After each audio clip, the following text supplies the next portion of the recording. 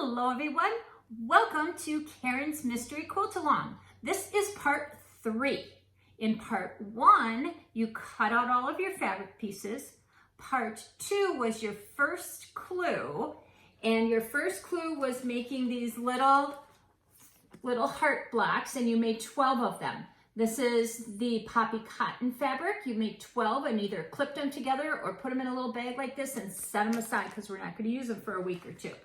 This one is the folk art, and you made 12 of these. Also, there were a different number of each of these. So they're not all exactly the same if you remember. And then you have your batik ones as well. So 12 heart blocks, all bagged up or clipped together, set aside.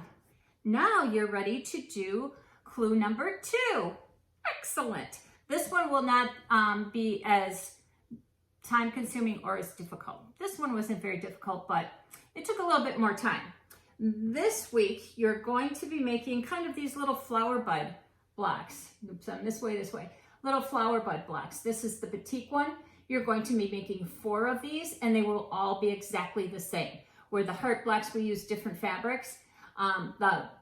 These little flower buds are all exactly the same. So that was your batik one. This is the poppy cotton. This one is the folk tail. And then I'm going to be demonstrating using the Kansas treble fabric today. So you will start by collecting your little fabric pieces that you've already pre-cut. So you're going to need fabric 5D. This is your D fabric, and you'll have 4 of these. Then you'll be using fabric 8N. You'll have 4 of these. And then you will also have 4 of fabric 8M. Then you're going to go to your background fabrics, which is fabric 10, and you will need fabric W, and this one you're going to have 12 of. Then you're going to go back to having 4 of fabric fabric X, which is fabric 10.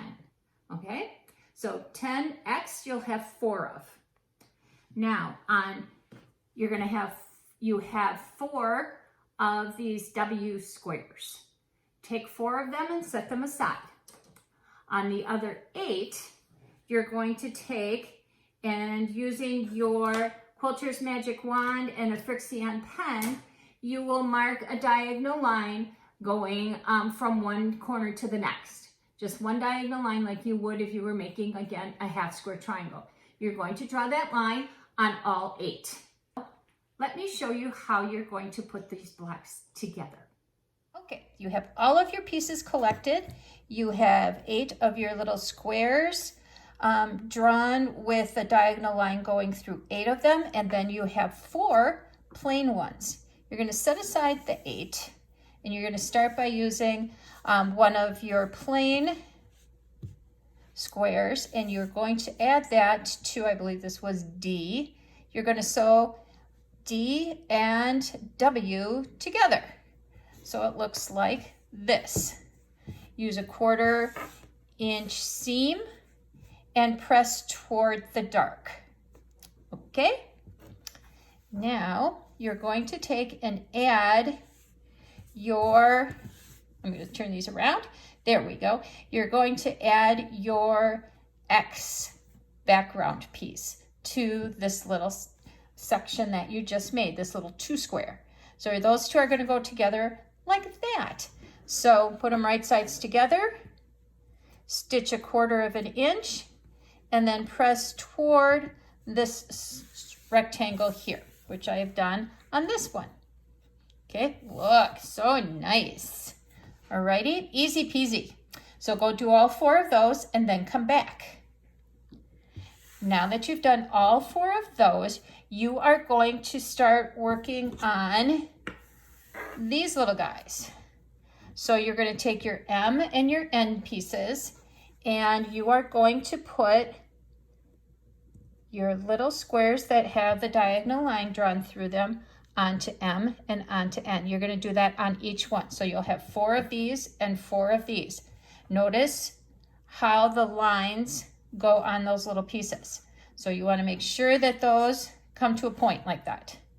From the outside edge up to the inside top corners. Okay, stitch right on the lines. I'm gonna move that out of the way. You're going to stitch right on the lines and trim to 1/4 inch. Okay, then you will press so that your seams go toward that little outside point, toward your background fabrics. And you'll have one of each of these. So they were kind of laying like this before. So you'll have these two guys right there.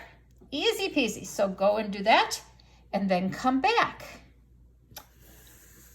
Now that you have that done, you're going to take your little square that you have here that you started out with, your first section, and you're going to add the short end piece that you made.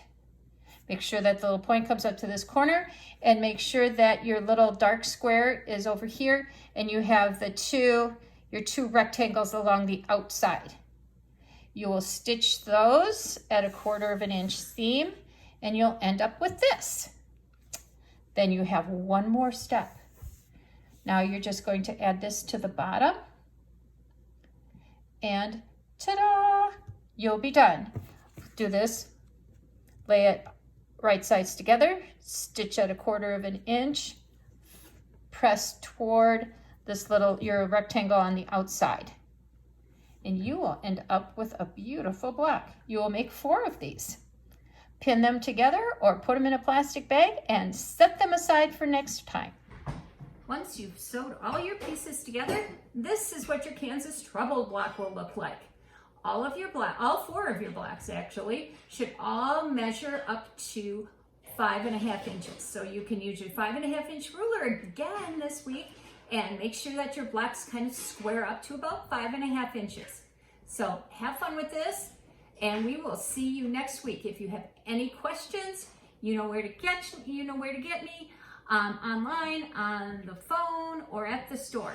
Any questions, you just let me know.